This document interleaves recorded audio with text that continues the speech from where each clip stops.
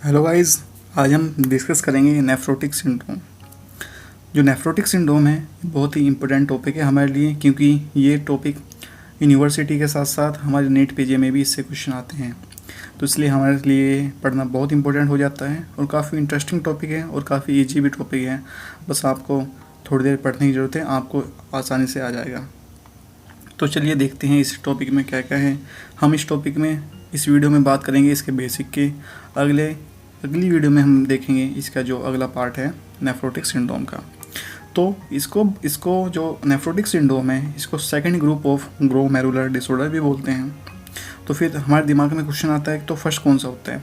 First होता है जैसे नेफ्रेटिक सिंड्रोम होता है, ग्लोमेरुलो नेफ्राइटिस होता है, वो होता है first group of glomerular disorder.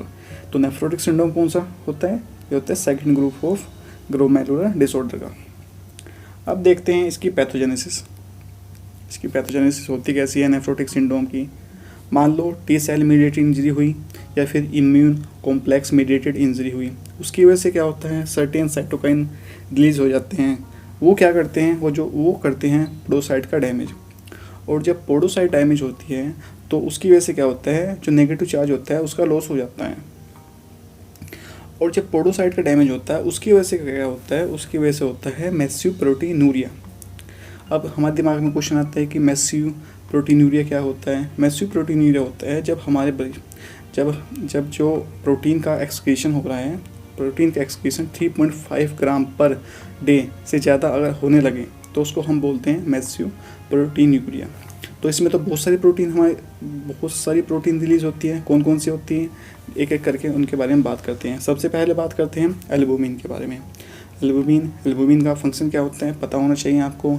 जो एल्बुमिन होती है वो ओनकोटिक प्रेशर को मेंटेन करती है। मान लो अगर एल्बुमिन की कमी हो गई तो ओनकोटिक प्रेशर कम हो जाएगा और उस कंडीशन को बोलते हैं हाइपो एल्बुमिनिया। और कौन सी प्रोटीन होती है, दूसरी होती है एएनपी की फुल फॉर्म क्या है, एट्रियल नाइट्रोयूरेटिक पेप्टाइड। ये क्या करती है, ये भी ओनकोटिक प्रेशर को मेंटेन करती हैं। अगर ओनकोटिक प्रेशर कम हो जाता है उसकी वजह से एडेमा को कोच हो जाता है। और दूसरी प्रोटीन कौन कौन सी होती है, जैसे एंटीथ्रोम्बिन 3 प्रोटीन होती है। अगर इसका लेवल कम हो जाए तो जो क्लोटिंग के रिस्क होंगे वो इंक्रीज हो जाएंगे। और कौन सी प्रोटीन होती है जो लॉस होती है, प्रोटीन सी और प्रोटीन एस। ये क्या करती हैं, ये भी ओनकोटिक प्रेशर को मेंटेन करती हैं। और कौन सी प्रोटीन होती है, जैसे आईजी यानी कि इम्यूनोग्लोबुलिन। ये क्या करती है, हमें इन्फेक्शन से प्रिवेंट करती है। अगर मान लो इनकी कमी हो गई तो इन्फेक्शन के जो चांस हैं वो इंक्रीज हो जाएंगे। तो हमने देखा कि मैसिव प्रोटीनूरिया में कौन कौन सी प्रोटीन कम हो रही है। यहाँ पे बहुत सारी प्रोटीन कम हो रही थी, जैसे एल्बुमिन हो गई, एएनपी हो गई, उससे एडिमा हो रहा था, एंटीथ्रोम्बिन 3 हो रही थी, प्रोटीन सी और एस हो रही थी, और आईजी कम हो रही थी। जब मैसिव प्रोटीनूरिया हो जाता है उसकी वजह से क्या होता है, जो लीवर, तो जब मैसिव प्रोटीनूरिया हुआ तो उसको कंपनसेट करने के लिए क्या होता है, तो उसको कंपनसेट करने के लिए लीवर की एक्टिविटी इंक्रीज हो जाती है। जब लीवर की एक्टिविटी इंक्रीज होती है उसकी वजह से जो ब्लड में लिपिड का लेवल होता है वो बढ़ जाता है।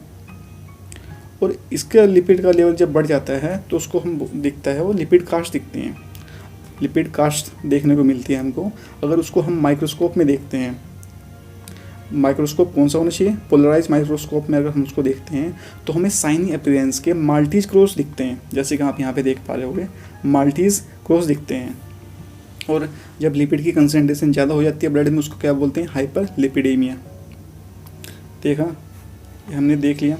तो अब एग्जामिनर हमसे क्वेश्चन पूछता है कि 4 cardinal component of the nephrotic syndrome. तो सबसे पहले हमारा कौन सा था, मैसिव प्रोटीनूरिया। दूसरा कौन सा है, एडिमा।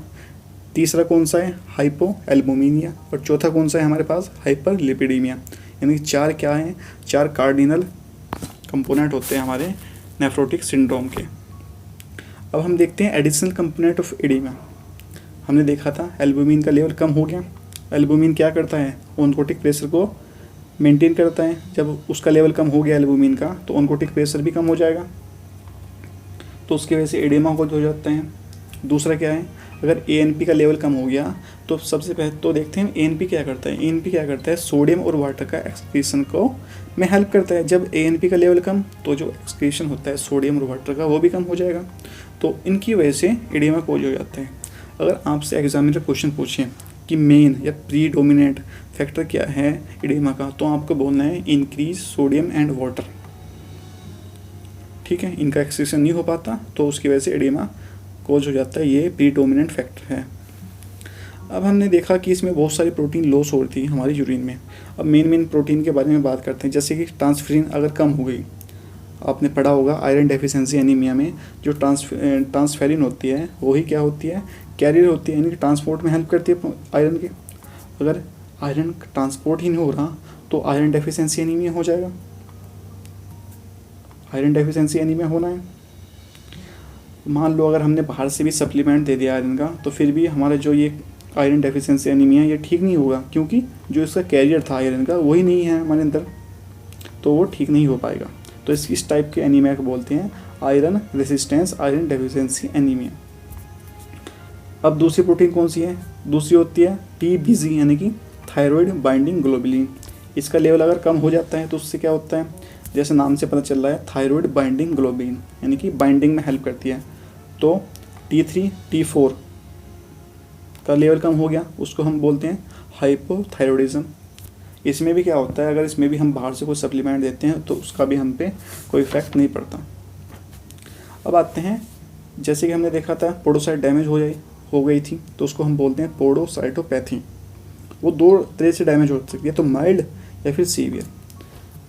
तो जो माइल्ड और सीवियर में कुछ डिफरेंस होते हैं वो हम देखते हैं। सबसे पहले जो माइल्ड होती है उसमें लॉस ऑफ एल्बुमिन यानी कि केवल उसमें एल्बुमिन का ही लॉस होता है, और जो सीवियर होती है उसमें एल्बुमिन हो गई, इम्यूनोग्लोबुलिन होगी, प्रोटीन C होगी, एंटीथ्रोम्बिन थर्ड होगी, उसमें सब प्रोटीन का लॉस होता है। तो जो माइल्ड होती है उसमें केवल एल्बुमिन का होता है, तो उसको इसलिए बोलते हैं हम सेलेक्टिव प्रोटीन यूरिया। और जो सीवियर फॉर्म थी उसमें उसको हम बोलते हैं नॉन सेलेक्टिव प्रोटीन यूरिया। अब देखते हैं इसके ट्रीटमेंट के बारे में। तो जो माइल्ड डैमेज वाली थी इसमें अगर हम स्टेरॉइड का ट्रीटमेंट देते हैं तो उसका गुड रिस्पॉन्स आता है, और वहीं पे जहाँ पे तो हमने जो सीवियर वाली थी अगर उसमें हम स्टेरॉइड देते हैं तो उसमें कोई अच्छा रिस्पॉन्स नहीं आता। अब थोड़ा हम देखते हैं कि पोडोसाइट का स्ट्रक्चर कैसे होता है। मान लो जैसे ये एंडोथेलियल सेल है, उसके नीचे बेसमेंट मेम्ब्रेन है और नीचे ये पोडोसाइट है।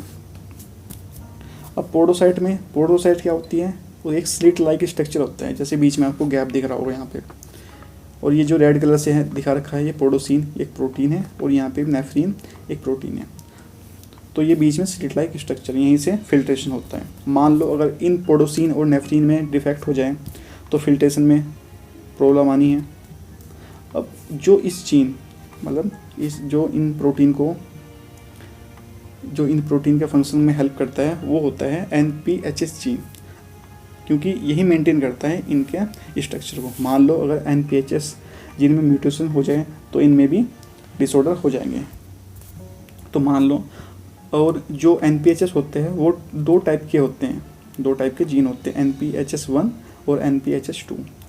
मान लो अगर NPHS जीन में म्यूटेशन हो जाए तो उसकी वजह से क्या होता है, मान लो NPHS जीन में म्यूटेशन हो जाए उसकी वजह से नेफ्रिन की डेफिशिएंसी हो जाएगी, और नेफ्रिन की डेफिशिएंसी क्या कोज करती है, कंजेनाइटल नेफ्रोटिक सिंड्रोम। अगर NPHS जीन 2 की डेफिशिएंसी हो जाए का म्यूटेशन हो जाए तो उसकी वजह से पोडोसिन की डेफिशिएंसी हो जाएगी, और वो कोज क्या करता है, FSGS यानी कि फोकल सेगमेंटल ग्लोमेरुलोनेफ स्क्लेरोसिस। तो हमने ये देखा नेफ्रोटिक सिंड्रोम का बेसिक। अगले लेक्चर में हम पढ़ेंगे इसके कुछ और बारे में और इसको अगला कुछ टॉपिक। Thank you.